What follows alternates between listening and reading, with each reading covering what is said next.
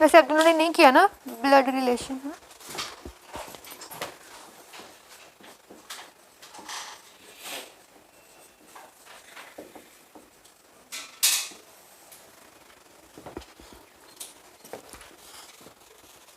Okay, so blood relations मतलब खून के रिश्ते, है ना? ठीक है जी। ओके, खून के रिश्ते कहाँ हमारी फैमिली में है? दोस्तों के साथ खून का रिश्ता होता है? नहीं होता, है ना? तो हमारी फैमिली में सबसे पहले तो ऐसे कौन से इंसान है जिनका है वो हमारी फैमिली में लेकिन उनका खून का रिश्ता नहीं होता? कौन? Grand parents. कौन? हाँ, है तो वो फैमिली में ही हमारी, लेकिन उनका आपस में खून का रिश्ता नहीं है। कजन्स तो खून का रिश्ता ही होगा। कौन होता है? अरे कहाँ जा रहे हो? वो तो दूर है, बुआ की फैमिली होगी अलग, अपनी फैमिली की बात कर रहे हैं हम। एग्जैक्टली, इतना क्या सोच रहे हो? मॉम डैड, मम्मी डैडी का आपस में खून का रिश्ता नहीं होता है, लेकिन वो हमारी फैमिली है ना? उनका आपस में कोई खून का रिलेशन नहीं है। ठीक है जी। तो सबसे पहले तो ये चीज आती है, हम जो होते हैं हम एक मिड पॉइंट है, मतलब कि हमारा जो रिलेशन है, ब्लड रिलेशन है, वो हमारे पेरेंट्स के साथ भी है, हमारे पेरेंट्स के साथ भी है। ठीक है ना? तो हम जो होते हैं वो सेंटर पॉइंट है, हमारा खून का रिश्ता सबके साथ होता है, लेकिन मम्मी डैडी का आपस में खून का रिश्ता नहीं है। मम्मी का खून का रिश्ता डैडी के पेरेंट्स के साथ या डैडी की फैमिली के साथ नहीं है, डैडी का खून का रिश्ता मम्मी की फैमिली के साथ नहीं है, तो वो अलग अलग हो जाते हैं, हम सबके साथ कनेक्टेड रहते हैं। ठीक है जी। तो इसमें अब हमने वही सारे रिश्तों के बारे में पढ़ना है। तो सबसे पहले हम पढ़ेंगे इसकी रिप्रेजेंटेशन, कि हम इसको रिप्रेजेंट कैसे करेंगे। हमने हर बार लिखना नहीं होता कि ये इसका भाई है, ये इसकी बहन है, हमने सिंबल्स के थ्रू रिप्रेजेंट करना होता है कि रिलेशनशिप क्या होता है। ठीक है जी। सबसे पहले होता है मेल के लिए प्लस, फीमेल के लिए माइनस। ठीक है। देन उसके बाद अगर हमने बताना है कि दो पर्सन्स के बीच में ब्रदर सिस्टर का रिलेशन है, ब्रदर ब्रदर का, सिस्टर सिस्टर का रिलेशन है, या फिर सिबलिंग्स का रिलेशन बोलते हैं। सिबलिंग्स क्या होते हैं? सिबलिंग्स सिबलिंग्स सगे बहन भाई जो होते हैं उनको सिबलिंग्स बोलते हैं, बाकी सारे कजिन्स होते हैं। ठीक है। तो सिबलिंग्स का रिलेशनशिप है, तो उसके लिए हम एक सिंगल लाइन लगाते हैं ऐसे, जैसे कि मैंने बोल दिया ए इज ब्रदर ऑफ बी, तो ए सिंगल लाइन लगा दी। बी, ए जो है वो ब्रदर है तो ए के ऊपर आ जाएगा प्लस का साइन, बी के ऊपर क्या आएगा? A is the brother of B, तो ए के ऊपर आ गया प्लस का साइन, बी के ऊपर क्या आएगा? नहीं, क्वेश्चन मार्क, क्योंकि मैंने नहीं बताया कि बी ब्रदर है या सिस्टर है, नहीं बताया, मैंने जेंडर नहीं डिफाइन किया, तो अपनी तरफ से कभी भी जेंडर डिफाइन नहीं करना है। ठीक है। तीसरी चीज होती है, अगर हमने बताना है दो लोगों के बीच में हस्बैंड वाइफ, या उसको हम स्पाउस भी बोल देते हैं, उसका रिलेशन है, तो उसके लिए हम क्या करेंगे? दो लाइनें लगाते हैं ऐसे। ठीक है।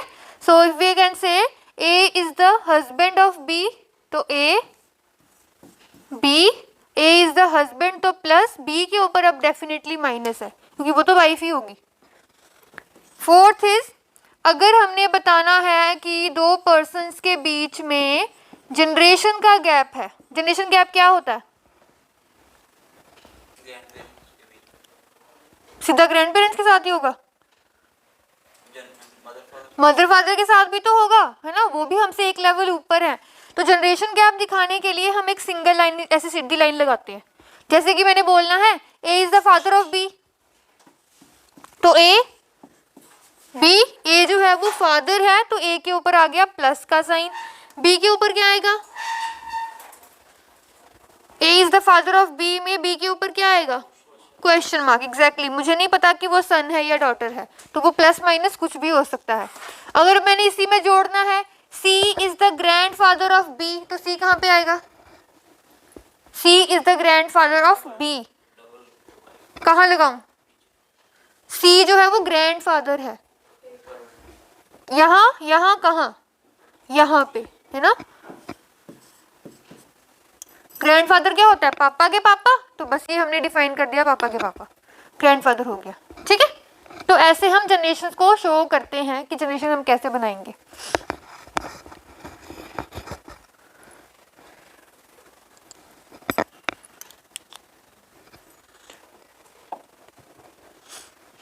कर दूँ अब इसको, तो सिंपल सी चीज है, बस सिंबल्स का ही यूज करना है, ये देख लेना।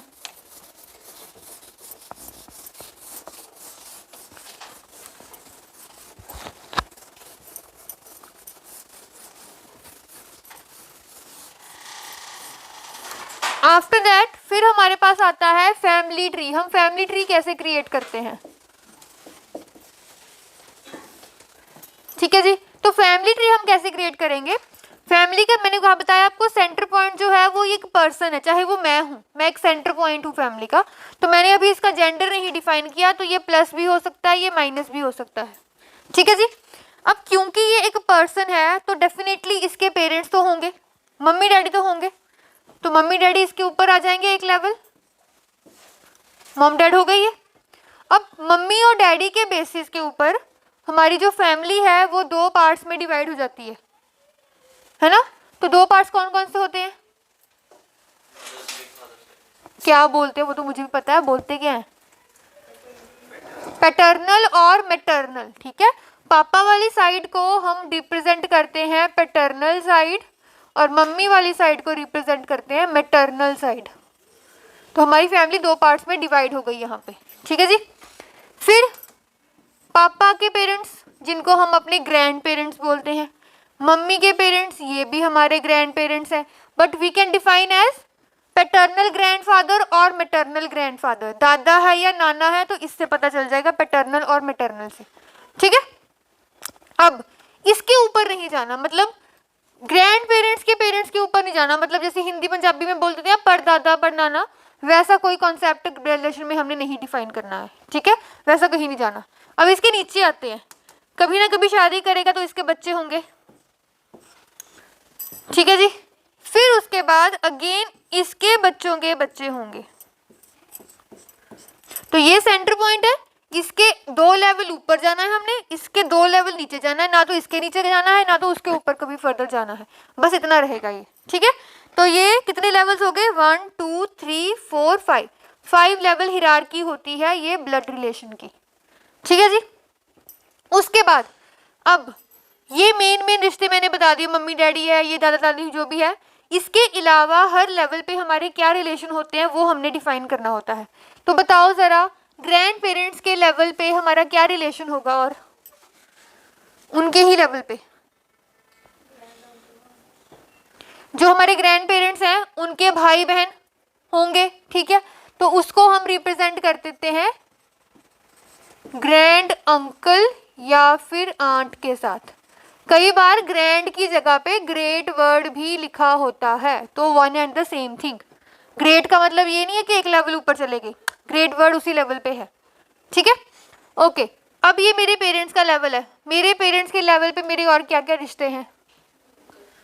मेरे पेरेंट्स के भाई बहन जो होंगे, जिसको हम हिंदी पंजाबी में चाचा मामा ताया जो भी ऐसा कर देते हैं रिप्रेजेंट, तो उसको हम बोल देते हैं uncle aunt, but will represent as paternal uncle और मैटरनल अंकल। ठीक है, ताकि डिफाइन हो जाए वो चीज। फिर ये मेरा लेवल है, मेरे लेवल पे मेरे और कौन से रिश्ते हैं? सबसे पहले तो मेरे सिबलिंग्स होंगे, जो मेरे सगे बहन भाई हैं।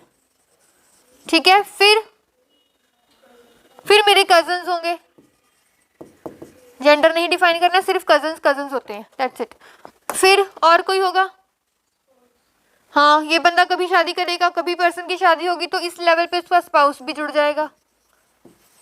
फिर अब क्योंकि इस लेवल पे उसकी शादी करवा दी हमने, उसका स्पाउस जो है वो जुड़ गया है, तो इसका इफेक्ट ऊपर भी पड़ेगा, है ना? तो यहाँ पे क्या जुड़ जाएगा? अब इस लेवल पे क्या जुड़ जाएगा?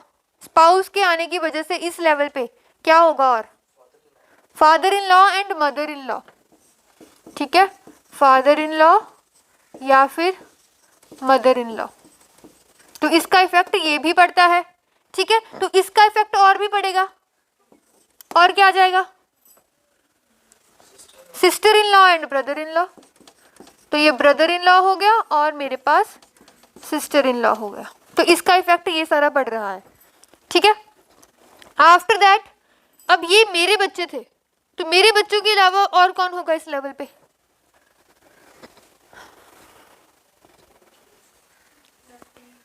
नेफ्यू एंड नीस, मेरे भाई बहन के या मेरे स्पाउस के भाई बहन के बच्चे, तो उसको हम रिप्रेजेंट कर देते हैं नीस के साथ या फिर नेफ्यू के साथ, ठीक है जी।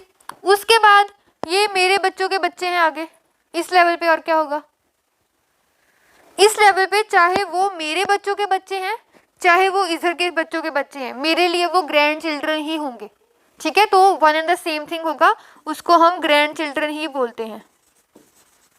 चाहे वो ग्रैंड सन है चाहे वो ग्रैंड डॉटर है, ग्रैंड चिल्ड्रन हो जाएंगे इस लेवल पे, सारे के सारे कॉमन, ठीक है।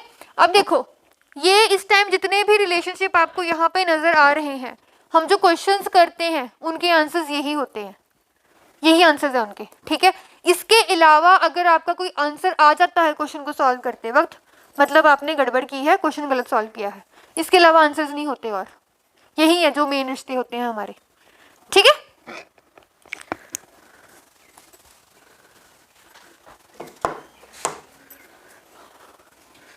करूँ अब इसको?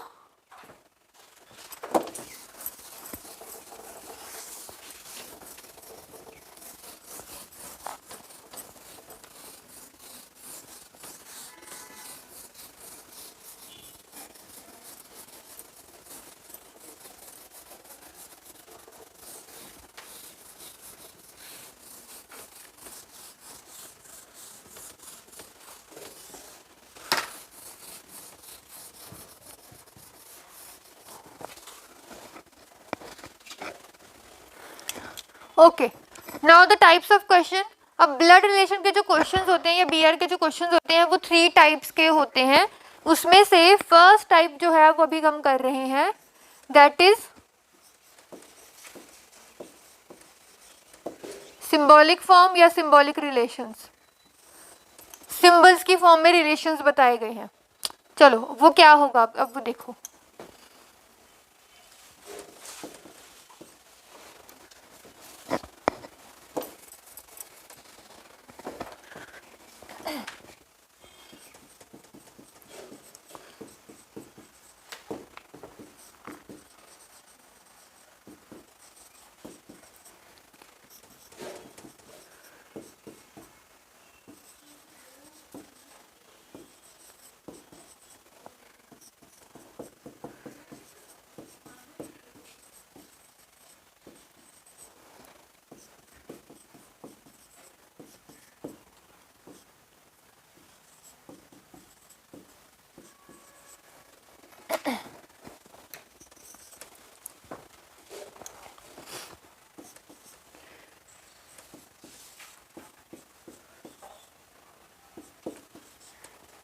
ये देखो फर्स्ट टाइप में क्या है कि हमें ना ऐसे सिंबल्स लेके ऐसे कुछ लिखा हुआ होता है, ठीक है। हर एक सिंबल का उन्होंने मीनिंग डिफाइन कर दिया कि अगर प्लस है तो फादर है, माइनस है तो मदर है, ऐसे कोई भी सिंबल लिख के उसका मीनिंग डिफाइन कर देंगे।